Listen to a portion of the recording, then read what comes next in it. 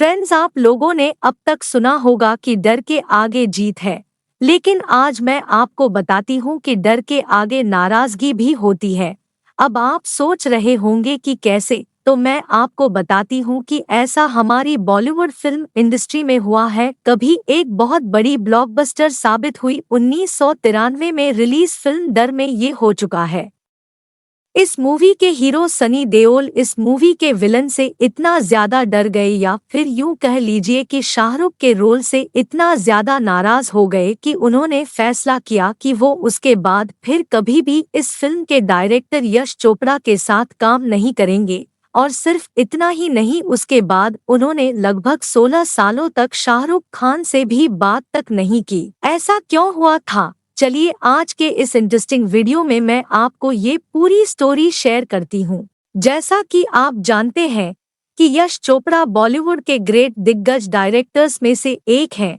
उन्होंने Bollywood film industry को चांदनी, दीवार, त्रिशूल, काला पत्थर, मोहब्बतें, वीर ज़ारा, डीडीएलजे जाने कितनी ही ब्लॉकबस्टर मूवीज दी हैं।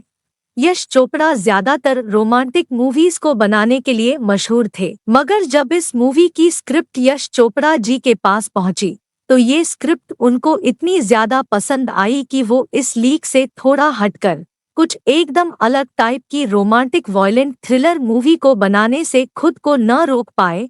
अब साहेब, इस मूवी को उन्होंने बनाने का इरादा तो कर लिया, मगर अब उनके सामने इस मूवी की स्टारकास्ट को लेकर एक बड़ा चैलेंज खड़ा हो गया। बिकॉज इस मूवी की स्टोरी को पर्दे पर प्ले करने के लिए उनको 2 हीरोज की जरूरत थी। अब अगर बात केवल 2 हीरोज की ही होती तो कोई बात नहीं थी, मगर उनमें से एक हीरो को इसमें एक नेगेटिव रोल प्ले करना था, और यही सबसे बड़ी प्रॉब्लम थी। तो सबसे पहले मूवी में जैकी श्रॉफ और ऋषि कपूर को लेने का प्लान बना, मगर यश चोपड़ा को ये स्टारकास्ट कुछ खास जमी नहीं, तो उन्होंने इनको लेने का आइडिया ड्रॉप कर दिया।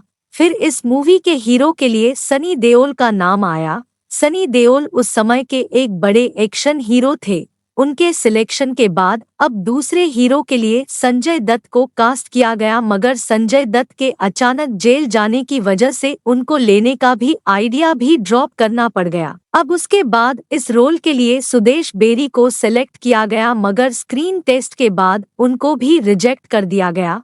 और फिर उसके बाद यश चोपड़ा ने आमिर खान को अप्रोच किया, और उनकी नज़र में आमिर खान इस रोल के लिए एकदम परफेक्ट थे। मगर आमिर खान उस समय तक कई हिट दे चुके थे। उनको ये रोल अपने लिए कंफर्टेबल नहीं लगा। उनको लगा कि इससे उनकी इमेज पब्लिक के बीच में खराब होगी, खास करके मूवी के वो सीन्स जिसमें हीरो उनको दौड़ा दौड़ा कर पीटेगा और उनके मुंह पर घूंसे बरसाएगा। इस तरह के सीन से लोगों की नज़र में उनकी एक गलत इमेज बनेगी। आमिर अपने रोल के साथ कुछ फेर बदल करना चाहते थे, और फिर जब यश चोपड़ा को लगा कि आमिर कुछ ज्यादा ही इंटरफेयर करने लगे हैं, तो उन्होंने आमिर को भी लेने का इरादा कैंसिल कर दिया। अब इसके बाद ये फिल्म घूमते घूमते आ गिरी उस वक्त के एक स्ट्रगलिंग एक्टर शाहरुख खान के पास, और शाहरुख खान ने अपने इस रोल में ऐसा जादू बिखेरा कि मूवी देखने के बाद पब्लिक इसके हीरो से भी कई गुना ज्यादा इसके विलन को पसंद करने लगी।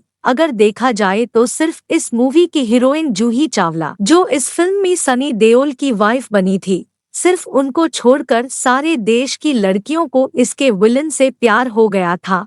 इस फिल्म के बोले गए डायलॉग कककिरण आज भी लोगों को याद है। और फिर क्या था, जब ये मूवी रिलीज हुई तो इसके हीरो सनी देओल को लगा कि यश चोपड़ा ने जानबूझकर शाहरुख के रोल को ज्यादा फुटेज दी है और उनके रोल को कम किया है। वो इतना ज्यादा नाराज हो गए कि उन्होंने टाइम्स ऑफ इंडिया में अपने एक इंटरव्यू में कहा कि यश चोपड़ा ने उनके साथ धोखा किया है, और यहीं से फिर उनकी नाराजगी शुरू हो जाती है।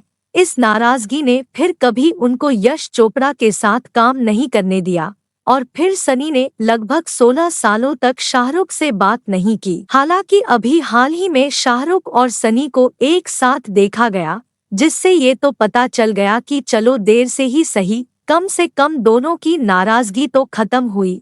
अब फ्रेंड्स, ये आपको बताना है कि क्या वाकई में डर मूवी में सनी के रोल के साथ कोई छेड़खानी हुई या फिर शाहरुख अपनी एक्स्ट्राऑर्डिनरी एक्टिंग से सनी पर भारी ही नहीं बल्कि महाभारी पड़ गए। मगर फ्रेंड्स, अगर आप सनी के फैन हैं तो आपको निराश होने की जरूरत नहीं है, क्योंकि ये बात तो सभी लोग जानते हैं कि सनी देओल का भी अपना एक अलग ही जलवा है।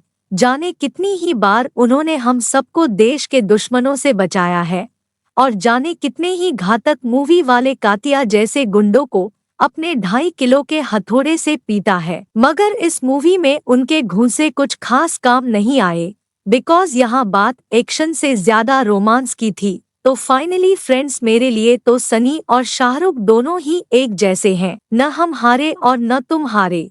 और इधर शाहरुख खान के रूप में यश चोपड़ा को फिर से अपना अमिताभ मिल गया था। आगे चलकर इन दोनों ने मिलकर बॉलीवुड को DDLJ, दिल तो पागल है, रब ने बना दी जोड़ी, जब तक है जान, मोहब्बतें, वीर ज़ारा और चक दे इंडिया जैसी कई सुपर डुपर हिट मूवीज दी। आपको यह खबर कैसी लगी? हो सके तो हमें कमेंट बॉक्स में जरूर बताएं।